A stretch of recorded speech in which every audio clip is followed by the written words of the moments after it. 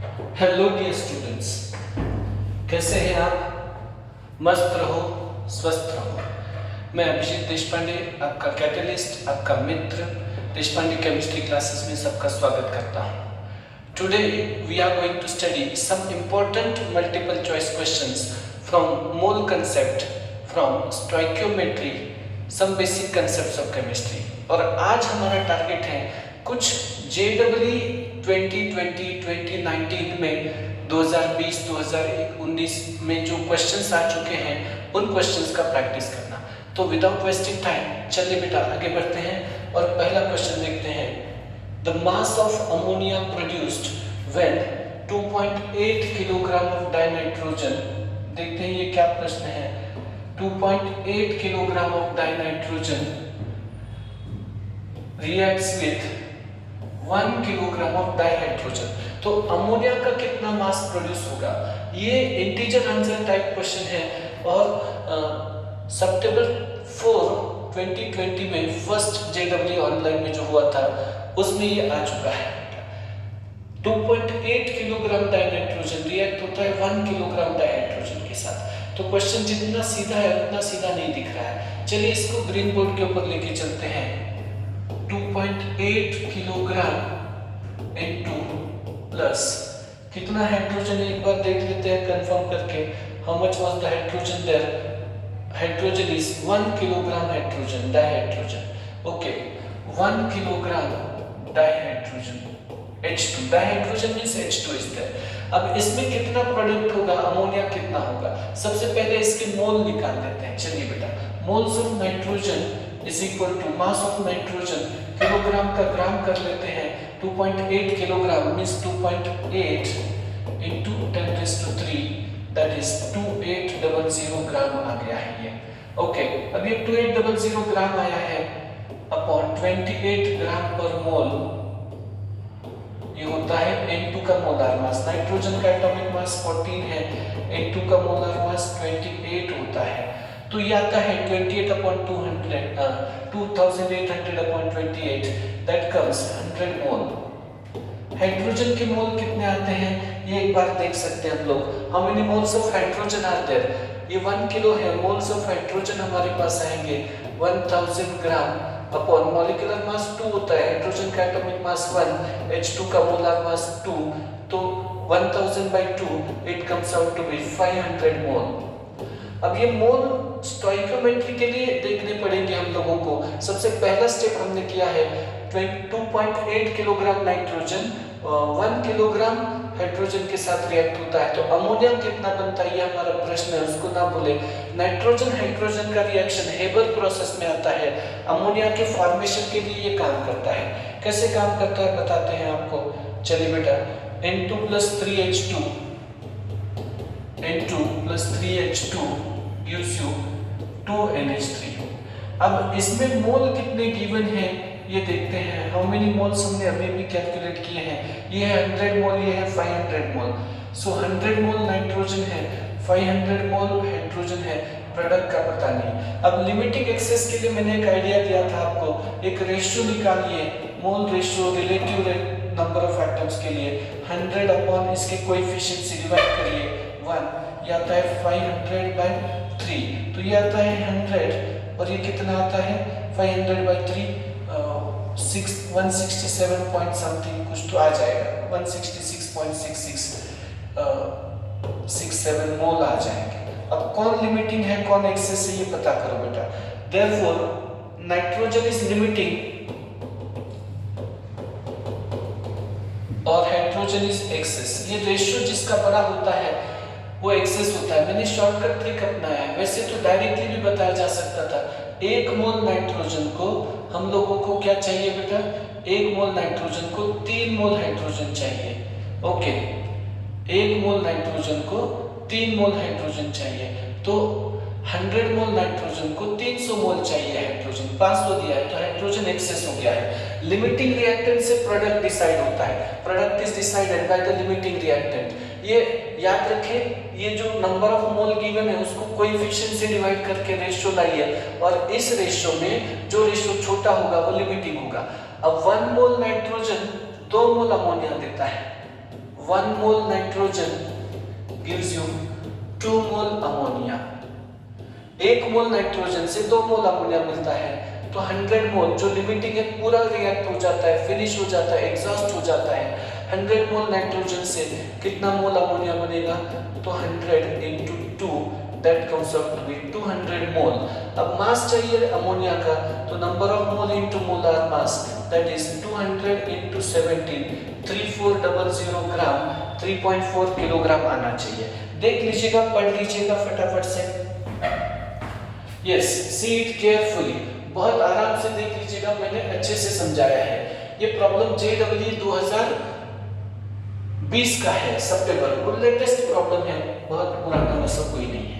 चलिए ये लिख लीजिए, आपको दूसरे क्वेश्चन की ओर लेके चलते हैं। Here comes the second question with us. 100 ml solution was made by adding 1.43 gram of Na2CO3 XH2O. Molar normality of the solution is 0.1 normal. Then value of X is, X कितना है ये हम लोगों को चाहिए बेटा। 100 ml solution was made by adding 1.43 gram of Na2CO3 XH2O. Normality of solution is 0.1 normal. Value of x कितना होगा, x का वैल्यू कितना है ये याद रखें। 100 ml सॉल्यूशन बनाया गया है 1.43 ग्राम Na2CO3 XH2O से, x कितना है ये निकालना है। चलिए ग्रीन बोर्ड पे चलते हैं और प्रॉब्लम को फिर से एक बार देखते हैं। यहाँ पे 100 ml सॉल्यूशन हम लोग बना रहे हैं 1.43 gram of Na2CO3 XH2O use करके, 1.43 gram of Na2CO3 XH2O use करके। अब ये सॉल्यूशन का नॉर्मलिटी आया है 0.1 नॉर्मल, तो ये x कितना है ये हमारा प्रश्न है। चाहे तो फिर से एक बार डेस्कटॉप पे जाते हैं, डेटा कंफर्म करते हैं। 100 ml solution was made by adding 1.43 gram of Na2CO3 XH2O. Normality of solution is 0.1 normal. Value of x is, अब हम लोगों को क्या करना है, यहाँ पे नॉर्मलिटी का बेसिक फॉर्मूला आप लोगों को याद आना चाहिए। Normality is what is normality? Normality is number of equivalent of solute upon volume in litre. Normality is number of equivalent of solute upon volume in litre. अब कितने इक्विवेलेंट सोल्यूट के हैं ये कैसे पता करते हैं? Number of equivalent is equal to weight of solute upon equivalent mass of solute. अब हम लोगों के पास नंबर ऑफ इक्विवेलेंट निकालने के लिए रास्ता है। सोल्यूट का मास तो है 1.43, तो number of equivalent is equal to 1.43 gram upon equivalent mass. Equivalent mass कैसे पता करते हैं? तो इक्विवेलेंट मास ये सॉल्ट है बेटा Na2CO3, जिसमें 2 Na+ होते हैं, और equivalent mass is equal to molar mass upon the total positive charge. अब मोलर मास कितना आएगा Na2CO3 का ये पता करते हैं। Na2 2 सोडियम है तो 46, क्योंकि एक सोडियम होता है 23 का, कार्बन है 12 प्लस ऑक्सीजन है बेटा 16 3 से 48 प्लस x वाटर है, वाटर का मोलर मास 18 होता है बेटा H2O का। अब x वाटर है तो ये 18x लिखा जाएगा। ये सब मोलर मास हो गया है। 60 प्लस 46 106 प्लस 18x आएगा, ये 106 प्लस 18x, ये मोलर मास हो जाएगा upon the total positive charge n factor, ये लिख सकते हैं हम लोग 2 आ जाएगा। ये नंबर ऑफ इक्विवेलेंट हो गए हैं। अब हम लोगों को नॉर्मलिटी की वैल्यू पता है, तो इसको सिंप्लीफाई करते हैं बेटा। चलिए थोड़ा सा आगे बढ़ते हैं इसको लेके। Let us move ahead up to some extent. Normality मतलब ये जो है 0.1 नॉर्मल सॉल्यूशन दिया है। नंबर ऑफ इक्विवेलेंट तो हमारे हाथ में आए हैं 1.43 upon 106 plus 18x divided by 2 into volume है इसका 0.1, क्योंकि 100 ml है। 100 ml का कितना लीटर होता है? 100 ml मीन्स होता है 0.1 लीटर। तो आराम से देख लीजिएगा। अब हमारे पास सिर्फ एक अननोन आया है, ये 2 ऊपर जाएगा तो ये 0.1 इधर शिफ्ट हो सकता है। 0.1 into 0.1 will be equal to 2.86 divided by 106 plus 18x. हम लोगों को अब x निकालना है. We can get the value of x very comfortably with these calculations. ये कैलकुलेशन को पूरा करें बेटा, जल्दी से लिख लीजिए इसको. Write it quickly. फटाफट से लिखिए इसको. ओके, तो 18x कितना आता है देख लीजिएगा इसके लिए. How much will be 18x out there? Okay, simplify करते हैं इसको. चलिए बेटा, थोड़ा कैलकुलेशन हम लोगों को करना पड़ेगा. We'll have to make some calculations. Okay, make these calculations. ये कितना है बेटा? 0.1 into 0.1 है यहाँ पे वॉल्यूम, तो 0.01 is equal to 2.86 अपॉन, ये तो वही कैलकुलेशन हो गया है, तो हम लोग लिख सकते हैं इसको 1.86 1.06, ये इधर आया है मल्टीप्लाई करके 1.06 plus 0.18x will be equal to 2.86. तो 0.18x will be equal to 2.86 minus 1.86. अब कैलकुलेशन की बात है, बस हम लोगों को कैलकुलेशन करने पड़ेंगे. 100 से मल्टीप्लाई करते हैं सबको, तो मुझे लगता है 18x will be equal to 1.06 था, 2.86 है यहाँ पे, तो 1.06 आएगा, तो 180 आ जाएगा और x will be equal to 10. ये जो फॉर्मूला है फिर Na2CO3 का आ जाएगा Na2CO3 XH2O, तो value of x will be 10, तो फॉर्मूला बन जाएगा Na2CO3 10H2O. आराम से देख लीजिएगा, फिर से एक बार वीडियो को देख सकते हैं चाहे तो रिपीट के लिए, कैलकुलेशन के लिए. ओके, देन ये पूछ रहे हैं, थर्ड प्रॉब्लम है, mole fraction of glucose in aqueous solution, aqueous binary solution is 0.1. Mass percentage of water to the nearest integer, ये भी सितंबर 2020 का क्वेश्चन है, 3 सितंबर का जो क्वेश्चन है उसके लिए है. मोल फ्रैक्शन ऑफ ग्लूकोज 0.1 है और मास परसेंटेज ऑफ वाटर पूछा है. चलिए ग्रीन बोर्ड के ऊपर आपको लेके चलते हैं और सॉल्व करते हैं. मोल फ्रैक्शन ऑफ ग्लूकोज कितना है बेटा? 0.1. तो ये आ जाता है mole fraction of water. Sum of binary solution है, तो sum of all mole fraction is 1, तो mole fraction of water will be 1 minus mole fraction of glucose, क्योंकि हम लोग जानते हैं mole fraction of water plus mole fraction of glucose should be equal to 1, तो ये आता है 1 माइनस 0.1, दैट विल बी 0.9. अब ये पूछ रहे हैं मास percentage of glucose in water. Mass percentage निकालना कोई कठिन काम नहीं है. मैं आपको एक हिंट दे रहा हूँ यहाँ पे, मास परसेंटेजेस के लिए मास चाहिए. बहुत सारे लोग इनडायरेक्ट फॉर्मूला देते हैं, फॉर्मूला रटने को बोलते हैं, मैं अंडरस्टैंडिंग से जाता हूँ. ये याद रखिए, मोल फ्रैक्शन का जो रेशियो होता है वही मोल का रेशियो होता है, क्योंकि डिनोमिनेटर इसका Chi2 का होगा N2 अपॉन N टोटल और Chi1 का होगा N1 upon N total. N total cancel हो जाएगा, तो जो मोल फ्रैक्शन का रेशियो होता है वही मोल का रेशियो होता है. तो वैसे ही mole fraction of glucose upon mole fraction of water is equal to mole of glucose upon mole of water, it is equal to mole of glucose तो है 0.1 मोल फ्रैक्शन उसका, 0.1 अपॉन 0.9 इज इक्वल टू 1/9. अब मोल आ गए हैं glucose के, मोल आ गए हैं water के, तो मासेस निकाल सकते हैं हम लोग, और मास निकाल के फिर हम लोग क्या कर सकते हैं बेटा, इसके लिए परसेंटेज के लिए जा सकते हैं. By using the mass we can get percentage. अब मोल ऑफ ग्लूकोज कितने आए हैं? How many mole of glucose are there? 1 mole. तो मास ऑफ ग्लूकोज भी चल जाता है. Mass of glucose will be number of mole into molar mass, 1 into 180, that will be 180 gram. Water का mass कितना आया है बेटा? मास ऑफ वाटर कितना है? मोल्स ऑफ वाटर है 9 मोल, तो मास ऑफ वाटर होगा ये 9 into 18, 162. 18 9 जा 162 ग्राम. अब किसका मास परसेंटेज पूछा है ये देख लेते हैं एक बार.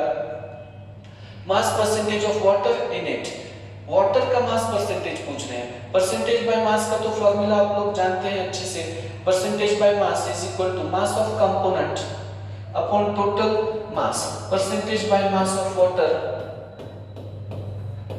इट इज इक्वल टू क्या होगा, mass of water upon mass of total solution into 100।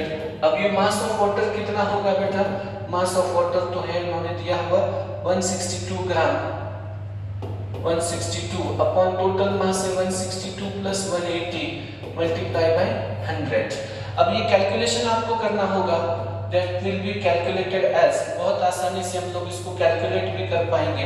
ये इस तरह से होगा 162 into 100 डिवाइडेड बाय 0, 2 को 2 आएगा, 8 plus 6 will be 14, carry 1, 1 plus 1 2 plus 1 3, 342। तो कैलकुलेशन करना है आप लोगों को और नियरेस्ट नेबर इंटीजर की तरफ चलना है। We have to go to the nearest neighbour integer. तो फटाफट से कैलकुलेशन कर लीजिएगा बेटा। What will be the answer, get it done very properly, it should be done.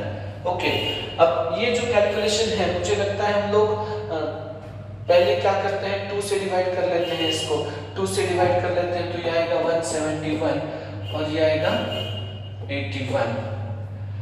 अब इसको 170 समझ लिया कैलकुलेशन के लिए तो 0 0 कैंसिल होगा, तो हमारे पास कैलकुलेशन कितना आएगा देख लेते हैं एक बार। 17 5 जा 85, 5 का तो डिवाइड नहीं बैठ रहा है, 17 4 जा 68।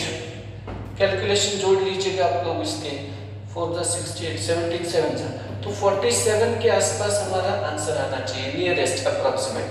तो यही पूछा है, देख लीजिएगा। कैलकुलेशन तो कर ही सकते हैं आप लोग, इतने उसको संभालना पड़ेगा आपको कैलकुलेशन को। ये कुछ क्वेश्चंस ले रहे हैं हम लोग जेडब्ल्यू के स्टैंडर्ड क्वेश्चंस हैं पूरे, और सिलेबस के बाहर के क्वेश्चन लेने से तो यही अच्छा है हमारे लिए। चलिए नेक्स्ट क्वेश्चन आया है 6.022 into 10 raised to 22 molecules are present in 10 gram of substance. Molarity, okay, substance X कोई अननोन सब्सटेंस है। Molarity of solution containing 5 gram of substance in 2 liter is। अब मैं यहीं पे सॉल्व करता हूँ इसको। 6.022 into 10 raised to 23 molecules are present in 10 gram। अब ये हिंट दे रहा है आपको मोलार मास के लिए। याद रखिए मोलार मास होता है 6.022 into 10 raised to 23 molecules का मास। 6.022 into 10 raised to 23 molecules का जो मास होता है वो होता है molar mass, molecular weight. Molecular weight लगेगा हम लोगों को आगे कैलकुलेशन के लिए। चलिए बेटा अब ये करते हैं इसको कैलकुलेशन के लिए। मोलार मास निकालते हैं 6.022 into 10 raised to 22 मॉलिक्यूल्स हैं तो उसका मास है 10 ग्राम। फिर 6.022 into 10 raised to 23 मॉलिक्यूल्स का मास कितना आएगा? ये 1 मोल का मास जो होता है ग्राम में, ग्राम मोल होता है, मोलार ग्राम मोलार मास होता है, ये आएगा 100 ग्राम। That will come as 100 gram molar mass. अब ये पूछ रहे हैं कि मोलारिटी ऑफ सॉल्यूशन क्या होगा। अब मोलारिटी का क्या फॉर्मूला है बेटा? Molarity is equal to number of mole by volume. Number of mole तो होता है mass of solute upon molar mass of solute into volume in litre. अब कितना मास ऑफ सोल्यूट बोल रहे हैं? 5 ग्राम सोल्यूट है, 2 लीटर सॉल्यूशन है, इनटू 100 मोलार मास है सोल्यूट का, हमने अभी भी निकाला। तो ये कितना आएगा बेटा? You can find it very easily बेटा, बड़े आराम से हम लोग ये फाइंड कर सकते हैं। तो what will be your answer? I think it will 2 litre solution है तो ये कैलकुलेशन 2.5 कितना आएगा देखिएगा 25। ये तो अभी आ रहा है 2.5 into 10 raised to -2 तो हो जाएगा 25 into 10 raised to -3। लिख लीजिए सॉल्यूशन। चलिए फटाफट से लिखें बेटा, come on be quick.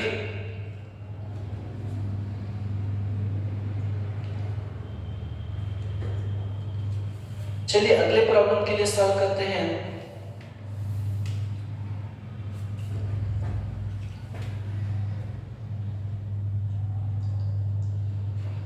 Number का क्वेश्चन है, 3 सितंबर को पूछा गया है। Volume in ml of 0.1 molar NaOH required to neutralize 10 ml of 0.1 normal phosphenic acid। देखिएगा जब एसिड बेस का रिएक्शन होता है, whenever there is acid base reaction, तो उसको हमने नाम दिया है न्यूट्रलाइजेशन। एसिड बेस रिएक्शन का क्या नाम होता है? न्यूट्रलाइजेशन। और न्यूट्रलाइजेशन रिएक्शन में अगर एग्जैक्ट न्यूट्रलाइजेशन आप लोगों को करना है तो NaVA should be equal to NbVb।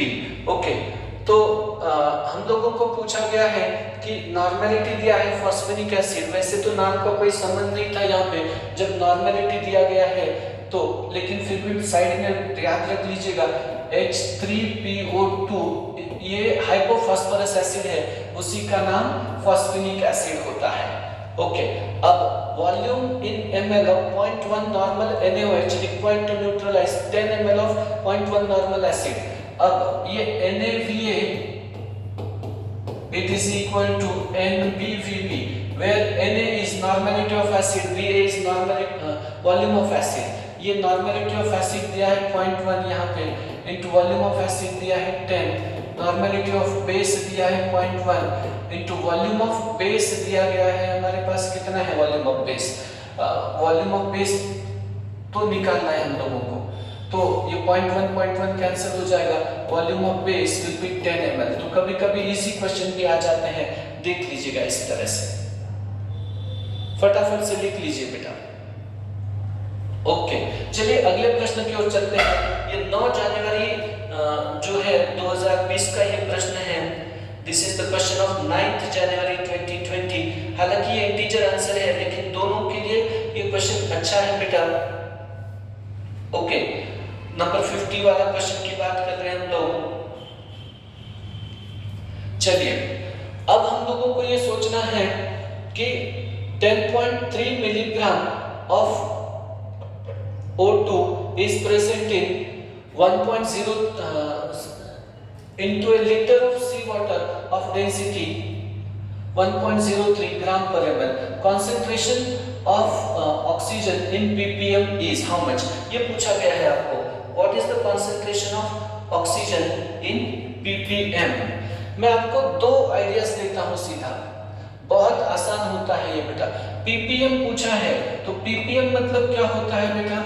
ppm is equal to mass of solute upon mass of solution into 10 raised to 6। इसको क्या बोलते हैं? ppm। Okay, ppm is mass of solute upon mass of solution into 10 raised to 6। अब ये कितना है solute का मास? 10.3 into 10 raised to -3 ग्राम किया है। ऑक्सीजन सोल्यूट है यहाँ पे सी वाटर में, सॉल्यूशन का mass into a litre, 1 litre में है तो मास अगर चाहिए तो वॉल्यूम इनटू डेंसिटी होता है। वॉल्यूम 1 लीटर का 1000 ml है इनटू डेंसिटी 1.03 है, तो ये मास ऑफ सॉल्यूशन आया है 1.03 into 10 raise to 3 into overall 10 raise to 6 आ जाएगा ये। ओके, अब ये कैलकुलेशन हम लोगों को करना पड़ेगा। Will have to make this calculation, क्योंकि 1 लीटर सॉल्यूशन है तो हमने वॉल्यूम को कैलकुलेशन इस तरह से किया है, मास निकाला है सॉल्यूशन का इनटू 10 रेज़ टू 6। तो I think the answer will be how much? What will be your answer?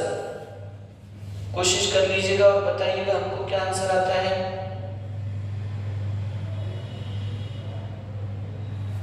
ऊपर ये 10.3 है, इधर 1.03 है, ये 10 रेज़ टू 6 कैंसिल हो जाएगा तो आंसर विल बी 10 ppm। बिल्कुल बेसिक से सॉल्व किया हमने इसको। 10.30 milligram of O2 is dissolved into a litre of water of density. चलिए बेटा आराम से सॉल्व कर लीजिए, ये बहुत सारे प्रश्न हैं, हालांकि क्वेश्चंस नंबर बहुत हैं, लेकिन हम लोगों को क्या करना है, इसके लिए सोच के आंसर देना है, बिल्कुल अच्छे से जा सकते हैं हम लोग इसके लिए। Okay, come on move ahead. ये एक एमसीक्यू है हमारे लिए, ये एक क्वेश्चन है, मल्टीपल चॉइस क्वेश्चन तो है नहीं, इंटीजर क्वेश्चन है ये। Ferrous sulphate heptahydrate, ferrous sulphate heptahydrate is used to fortify foods with iron. मतलब हीमोग्लोबिन बढ़ाने के लिए आयरन बढ़ाना पड़ता है, तो फिर FeSO4 7H2 हम लोग उसमें ऐड कर रहे हैं। Amount in gram of the salt required to achieve 10 ppm of iron, iron 10 ppm है, ये ध्यान दीजिए, ट्विस्ट है यहाँ पे, इन 100 ग्राम ऑफ व्हीट, मतलब गेहूं में FeSO4 7H2 नाम का सॉल्ट मिलाएंगे और कम कॉन्सेंट्रेशन में हम लोग इसको मिलाएंगे तो कितना आयरन मतलब ये सॉल्ट लगेगा 10 ppm आयरन के लिए। ये दो इसमें प्रॉब्लम है बेटा। सबसे बड़ी बात तो इसमें आप लोगों को ये आनी चाहिए कि one has to first understand ये फेरस सल्फेट FeSO4 7H2O नाम का सॉल्ट है। मोलर मास तो हम लोग इसका निकाल ही सकते हैं, ये बाद में लगेगा 56 प्लस SO4 मैंने बार बार बोला है, सल्फर 32 और ऑक्सीजन 16 होता है, 64 प्लस 32 96 प्लस ये अब वाटर का मास होता है 18 into 7 126, तो ये कितना आता है molar mass 6 plus 6 12 plus 6 18 carry 1 2 plus 1 3 plus 9 12 plus 11 plus 5 16 plus 1 कितना आता है देख लीजिएगा बेटा मोलर मास इसका 6 plus 6 12 plus 6 18 carry 1 3 plus 9 12 12 plus 5 17 carry 1 1 plus 1 278 molar mass आ रहा है FeSO4 का। ये आगे लगेगा, हमको याद रख लीजिएगा इसको कहीं भी साइड में। अब हमको चाहिए 10 ppm आयरन चाहिए इन 100 किलोग्राम ऑफ व्हीट, तो मास ऑफ Fe निकाल लेते हैं पहले। ppm का बात है, ppm is equal to mass of solute, mass of Fe upon mass of solution जो व्हीट है इनटू 10⁻⁶। अब 100 किलोग्राम है और ये 10 ppm है हमारे पास, 100 किलोग्राम है तो 100 into 10⁻³ ग्राम है into 10⁻⁶ upon mass of Fe। तो मुझे लगता है ये तो आ गया 10⁻⁵ होके, तो मास ऑफ ये 10 रहेगा ऊपर, तो mass of Fe required is 1 gram. 1 gram iron चाहिए हम लोगों को, अब 1 ग्राम आयरन चाहिए। ये 1 मोल में 278 होता है मोलर मास सोल्यूट का। 1 ग्राम Fe के लिए कितना सॉल्ट लेना पड़ेगा, ये प्रॉब्लम 2 स्टेप का है, इसको बार बार सोचो, एक दो बार और देख सकते हैं चाहे तो आप। हमने ppm से मास ऑफ आयरन लिखा है 1 ग्राम आयरन। अब हम लोग क्या करते हैं बेटा देख लेते हैं इधर, 278 ग्राम जब हमारे पास सॉल्ट है तो 56 ग्राम आयरन होता है। 1 ग्राम आयरन के लिए कितना सॉल्ट लगेगा, तो ये आएगा 278 into 1 अपॉन 56। तो अगर ये समझते हैं 56 से डिवाइड करते हैं, 65 से 300 56 5 तो अप्रोक्सीमेटली ये 5 के आसपास आ जाएगा, 4.9 समथिंग आ जाएगा, तो it will be 5 close to 5। देख लीजिएगा ये प्रश्न ट्विस्टेड था, फिर से एक बार सोचिए। इसके लिए मैं हिंट देता हूं आपको, पहले आयरन का मास निकालिए और फिर सॉल्ट का मास निकालिए। चलिए लिख लीजिए इसको, ये भी क्वालिटी क्वेश्चन है, this is also a quality question. Okay, here comes the next question with us, जो 12 जनवरी 2019 को पूछा गया है।